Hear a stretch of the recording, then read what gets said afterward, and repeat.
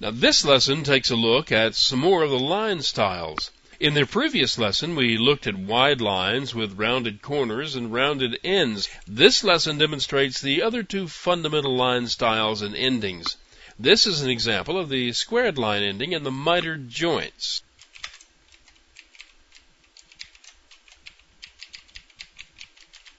Now, just as we did in the previous example, this line style is determined by the settings in a basic stroke object. In this example, the width of the line is set to 20 pixels. The end caps are set to square. The lines are squared off on the end by being extended half the distance of the width of the line. In this example, the end of the line is capped by extending 10 pixels beyond the point of the line being squared off.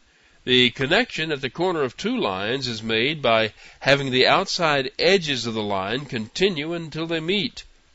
This makes for a square-pointed corner whenever two lines come together. Here's what it looks like.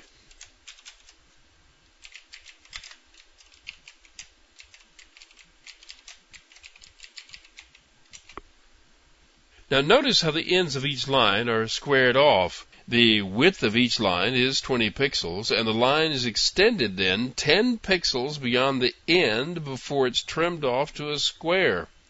Each corner is mitered, that is, the outside edges of each line continues until they meet. This makes for some very sharp corners at certain places where the angle is sharp. The sharper the angle of the corner, the further the extension that's required for the edges to meet. There is one more way to make ends and corners.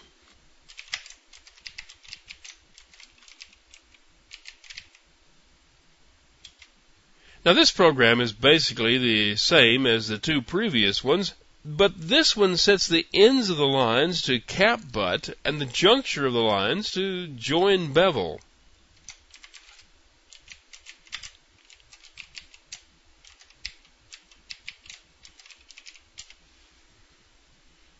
This example ends the lines by just chopping them off and not adding any decorations at all. In the previous examples, the cap rounded selection capped the ends of the lines with a half circle, and the cap square extended the ends of the line with a rectangular cap. But this one, the cap butt, just chops it off.